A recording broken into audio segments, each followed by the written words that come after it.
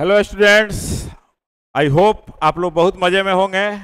और हम लोग डिस्कस कर रहे थे सेमेस्टर 5 का सिलेबस, और आज हम लोग करेंगे semester 3 BA semester 3 English honours के सिलेबस का डिस्कशन हम लोग करेंगे कि आखिर सेमेस्टर 3 में हमें पढ़ना क्या है। खास करके बिहार के स्टूडेंट्स, जो बिहार के जितने भी यूनिवर्सिटीज है, चाहे वह पाटलिपुत्रा यूनिवर्सिटी हो, बिरकुंवर यूनिवर्सिटी हो, तिलका मांझी हो, बिहार यूनिवर्सिटी हो, ललित नारायण मिथिला यूनिवर्सिटी हो, तो सबका सिलेबस एक ही है। तो मेजर पेपर जिसको कि एमजेएससी के नाम से हम लोग जानते हैं, तो सेमेस्टर 3 में क्या पढ़ना है उसी को हम लोग आज डिस्कस करेंगे। ठीक है, रेडी है आप लोग? चलिए तो हम लोग स्टार्ट करते हैं। देखिए, सिलेबस इंग्लिश सेमेस्टर 3 कोर्स आपका क्या होगा? तो एमजेसी 3, क्योंकि सेमेस्टर 1 में एमजेसी 1 की परीक्षा आप लोग दिए हैं, सेमेस्टर 2 में एमजेसी 2 जो कि इंग्लिश ऑनर्स है, जो मेजर पेपर के नाम से जाना जाता है, और सेमेस्टर 3 में आपको 2 पेपर हो जाएंगे, एक एमजेसी 3 हो जाएगा और एक एमजेसी 4 हो जाएगा। यानी 100 मार्क्स का 2 पेपर होगा, यानी 200 मार्क्स का आपका ऑनर्स पेपर होगा। तो अभी हम लोग डिस्कस करते हैं सेमेस्टर 3 का एमजेसी 3। तो उसमें आपको पढ़ना क्या है? तो इसमें इंडियन राइटिंग इन इंग्लिश, क्या है? इंडियन राइटिंग इन इंग्लिश आपको सेमेस्टर 3 में पढ़नी है।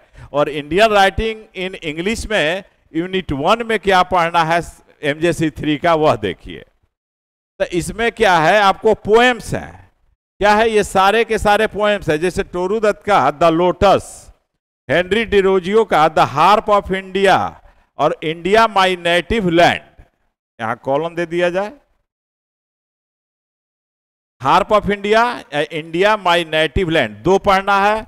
फिर सरोजिनी नायडू का है द प्लैंक्विन बियरर्स, कमला दास का है एन इंट्रोडक्शन, ठीक है। निशिम एजकेल का है द नाइट ऑफ स्कॉर्पियन, जिसको कि आप लोग हो सकता है कि +2 में पढ़े होंगे। फिर इम्तियाज धरकर का है पर्दा, और विक्रम सेठ का है अ लिटिल डिस्टेंस।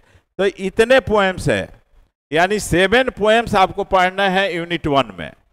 ये कहाँ से पढ़ना? ये पोएम आपको कहाँ मिलेगा? तो पालग्रेव्स गोल्डन ट्रेजरी में सारा पोएम्स मिल जाएगा, ठीक है। क्योंकि यही एक बुक है जिसमें कि जितने भी सेमेस्टर हैं जिसमें कि आपको पोएम्स पढ़ने हैं, तो वो सारे इस बुक में मिल जाते हैं। अगर रेफरेंस बुक लेना चाहते हैं तो आप इस बुक को देख सकते हैं, new Indian English poets and poetry, Raghukul Tilak का है, ठीक है। तो रेफरेंस बुक के रूप में आप यह रख सकते हैं। और इसको हम लोग डिटेल्स में पढ़ेंगे जब यूनिट 1 की पढ़ाई शुरू करेंगे। तो आपके हाथ में बुक होना चाहिए, यानी पोएम्स रहना चाहिए सामने, तब हम इसको डिस्कस करेंगे, वहां पर आप लोग समझेंगे। तो अभी हम लोग को क्या करना है कि ये आप यह समझिए कि यूनिट 1 में आपका ये पोएम है, सारे इंडियन राइटर्स हैं, ठीक है। अब देखिए आगे अगला यूनिट क्या है। तो अगला यूनिट है यूनिट 2। तो इंडियन राइटिंग इन इंग्लिश का यूनिट 2 में क्या है? नोवेल है और ड्रामा है। तो नोवेल कौन है? तो आर.के. नारायण का आप लोगों ने नाम सुना होगा, और इनका है, इनकी बहुत सारे नोवेल्स हैं, जिसमें कि आपको पढ़ना है इस सेमेस्टर में द बैचलर ऑफ आर्ट्स। क्या पढ़ना है? The bachelor of arts, R K. Narayan की लिखी हुई है। और ड्रामा क्या है? हाय वंदना। तो हाय वंदना जो है किसका है? गिरीश कर्नाड का है। तो ये आपको एक नोवेल और एक ड्रामा आपको पढ़ना है कहां? आपको यूनिट 2 में। अब इधर देख लीजिए, द बैचलर ऑफ आर्ट्स, ये देखिए बुक है सामने, पिक्चर आप देख रहे हैं ना? हाँ। और गिरीश कर्नाड का है हाय वदना। तो ये आपको ये बुक है सामने। तो आप बुक ले लें और इसको थॉरोली पढ़ें। और हम जो यहां डिस्कस करेंगे, आपको इसका समरी डिस्कस करेंगे, और इन डिटेल्स जो शॉर्ट एमसीक्यूज है उसको डिस्कस करेंगे, जो शॉर्ट क्वेश्चन आंसर है उसको डिस्कस करेंगे, और इसके अलावा थीमेटिक क्या क्वेश्चन आएगा, जो लॉन्ग क्वेश्चन, उसको हम लोग डिस्कस करेंगे यहां पर, जो इंपॉर्टेंट क्वेश्चंस होंगे। ओके, चलिए, तो ये तो क्लियर हो गया यूनिट 2। अब यूनिट 3 में क्या है इसको देखते हैं। अब यूनिट 3 एमजेसी 3 का यूनिट 3 में क्या है, तो देखिए प्रोज है, ये आपको प्रोज पढ़ना है जो इंडियन राइटर्स का है। तो ये प्रोज आपको कहां मिलेंगे, तो आप ले सकते हैं द लिटरेरी हेरिटेज, ठीक है, हरिमोहन प्रसाद का है, तो इसमें आपको सारे मिल जाएंगे। या an anthology of Indian English pros, ये भी आप ले सकते हैं। तो दोनों में से कोई बुक आप ले सकते हैं और इसको थोरो पढ़ना है, बहुत इंटरेस्टिंग ये सब क्या है, प्रोज है। इसमें कौन है भाई, द पंडित रामाबाई का है विडोहुड, एक ये है। रविंद्रनाथ टैगोर का है the spirit of freedom. B R Ambedkar का है द एनिहिलेशन ऑफ कास्ट। और सलीम अली का है man and nature in India, यानी द इकोलॉजिकल बैलेंस। ये आपको इसमें चैप्टर हेडिंग मिलेगा, ठीक है। और एपीजे अब्दुल कलाम का है वर्क ब्रिंग्स सोलेस, सोलेस मतलब शांति। तो ये बहुत इंटरेस्टिंग है और बहुत आपको इससे नॉलेज मिलेगा, ठीक है। यह मोटिवेशनल भी है, तो इसलिए आप लोग जरूर पढ़ें इसको, अब पढ़ना तो है ही। तो ये भी कौन है, इंडियन राइटर्स हैं। तो Indian writing in English heading के तहत इसीलिए दिया गया है कि यहां पर यह प्रोज जो पढ़ना है, ये 5, इसको आप डिटेल्स में पढ़ें, इससे भी क्वेश्चन आपके एग्जाम में पूछे जाएंगे। इसके अलावा हम लोग आगे देखते हैं कि अगला यूनिट में क्या है। तो एमजेसी 3 का यूनिट 4 में क्या है, तो देखिए folk tales of Bihar, folk tales of Bihar. तो ये बुक आप ले सकते हैं किसका, New Delhi public Sahitya academy का, ठीक है, किसका, साहित्य एकेडमी का। तो इससे आपको बिहार के फॉक टेल्स के बारे में आपको बहुत सारी जानकारी मिलेगी जो आप पहले से भी जानते हैं। और इससे आपको क्वेश्चन, क्योंकि इंट्रोड्यूस किया गया है इसलिए कि आप लोग फॉक टेल्स को आप जाने कि बिहार में पढ़ रहे हैं तो बिहार में जितने भी फॉक टेल्स हैं या फॉक टेल्स बाहर में भी जो अपनाया गया है उसको देखें।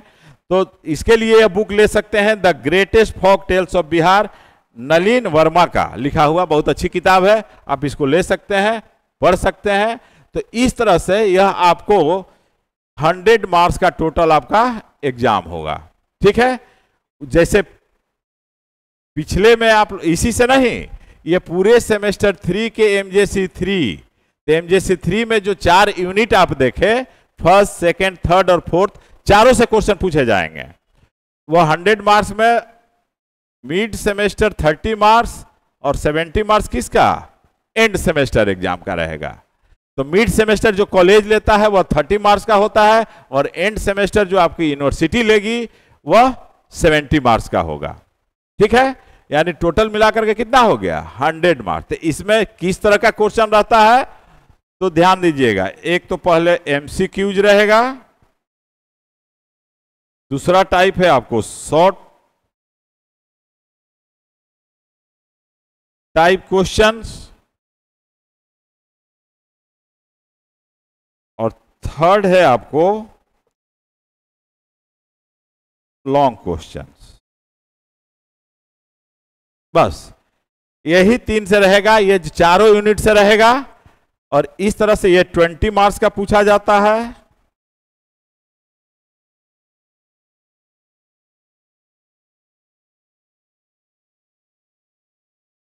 ये आपको हो जाएगा 45 मार्क्स और रेस्ट जो है कितना हो गया, 45 और 20, सॉरी ये 30 मार्क्स का रहेगा, ठीक है। और 30 और 20 कितना हो गया, 50, और बच गया 20, ये रहेगा। तो इस तरह से मार्क आपका डिवीजन रहेगा। हालांकि हम लोग क्वेश्चन पैटर्न को भी डिस्कस करेंगे, लेकिन वह दूसरे वीडियो में डिस्कस करेंगे। तो इस तरह से आप समझ गए कि सेमेस्टर 3 में आपका क्या है, कोर्स हो गया एमजेसी 3।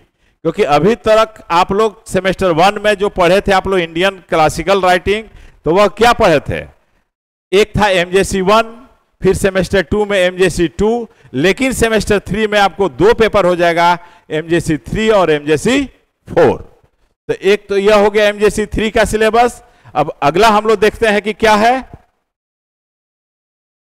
ये तो क्लियर है। ये सिलेबस देखने में कोई दिक्कत नहीं ना है।